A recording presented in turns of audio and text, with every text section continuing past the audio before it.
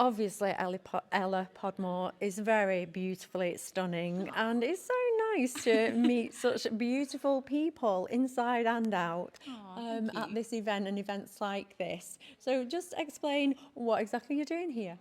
So, thank you. That's so sweet. Yeah, my name is Ella Podmore. I am a senior materials engineer working in the automotive space. I work on supercars rather than the motorsport side of things. And yeah, I've been a nerdy girl at heart for many, many years. My job involves a lot of like looking at down microscopes and very, very fine atomic detail and how we can sort of bring that out into the bulk of the car to make it lighter, faster, better handling and things like that. And I've been in the space for about 7 years now. Wow, that sounds very, very intricate and very incredible. How did you get from maybe a younger teenage girl to the position you're in today?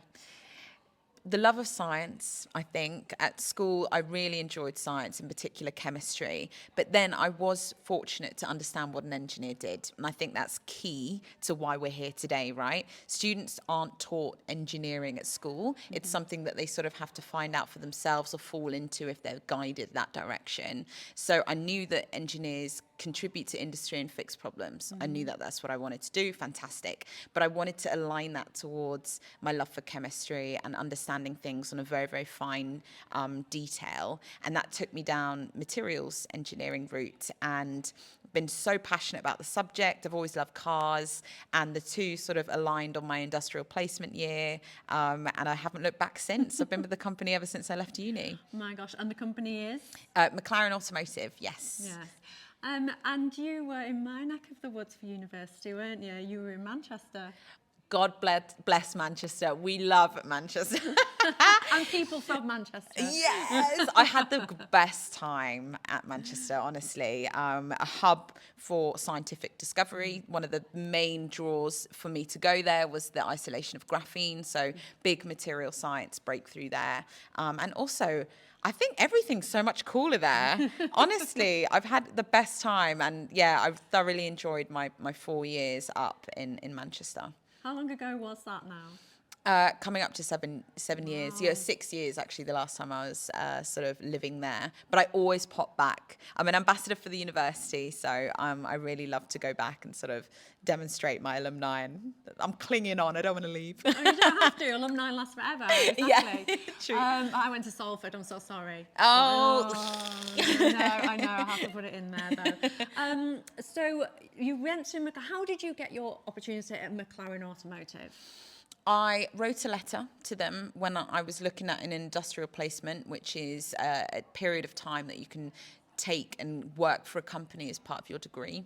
I wrote McLaren a letter. I was very passionate about my subject, but I loved their cars. I grew up watching Top Gear, and the McLaren P1 was something I had a poster of in my bedroom wall. But it was kind of more like an inspirational thing. I'm like, I've got to work hard on this coursework because I want to afford one of them. And then it was only when I was looking at placement opportunities, I thought, well, why don't I write a letter to this incredible company that I've admired for so long? On a whim, as Stephanie's been talking about all day, fellow panelists has been saying that you just got to go for it. Like you've got to file all these applications off, and something stuck with McLaren. They said, we don't have this sort of materials skill set. We don't have a department for this, but come and have an interview for a general engineering internship. So I did, demonstrated that I knew enough about cars that they took a chance on me. And 12 months later, I got myself a dissertation topic, finished my master's, and they invited me back after that. So in the new position of materials engineering. Wow. So if you could give advice to a student that perhaps doesn't know specifically what they would like to do, what would your advice be for them?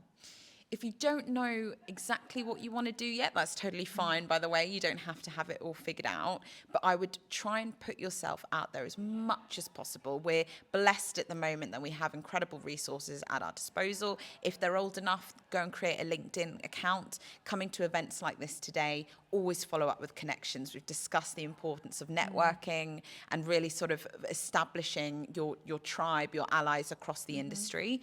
I would say there are so many things online online now, even TEDx talks on YouTube, online courses, free lectures. You've just got to understand what kind of sector takes your interest. And when I was at school, it feels overwhelming, but actually go and attend something outside of your maybe construction, civil engineering. The engineering space is so huge. The only way you're going to start to understand whether it's for you or not is if you start to dip your toe in it. And there's lots of ways to do that. It's not to be overwhelming. It's not to always file off a huge work experience application. Why not use family friend network? Call, ask to grab a coffee with someone or have interviews. Yeah. So somebody that does know specifically what they like to do, I did actually chat to a young lady before, and she was incredibly specific about what her passion was and what she wanted to pursue. And for example, if her careers advisor at school was quite a general, didn't obviously know all these specifics, because to be fair, the careers advisors can't know absolutely every single role in the world. Is it perhaps an idea, and I'll take your suggestion too, because this is a question, but is it perhaps an idea to maybe just see if that careers advisor can make calls, can do that on your behalf, for example? Yeah, it's a good question. I think schools now are looking for more partnerships, sometimes with universities actually, which universities have a bigger reach than potentially what a school would have, and universities putting on open days or showcasing partnerships that they have to industrial links is a good one. But you're right, how career advisors are meant to know everything about every single career. And in the STEM space, the science, technology, engineering and maths, it's constantly evolving. Sometimes there are roles that aren't even created or exist in existence, but by the time you finish your school career. So it is, I would take the ownership upon yourself to find what you love. Of course, lean into the resources that school have to offer, but use it. Go out into the world, get on YouTube, get online, use your connections, your contacts to find what makes you tick.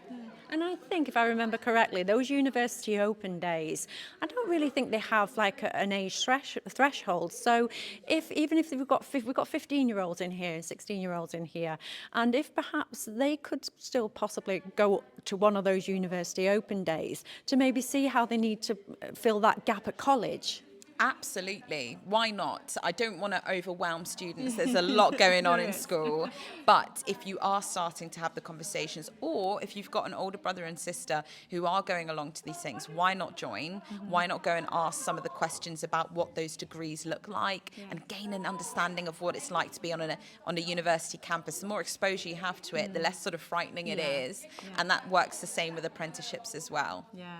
Well, thank you very much. We've got a queue of young ladies waiting to come back in, so we can continue this afternoon. So apologies if I'm making everyone run behind. It's been absolutely wonderful to chat with you. Thank you so much. Good luck with your career ambitions. Thanks, Ella. It's been lovely. I know, hopefully I'll see you soon. Yes.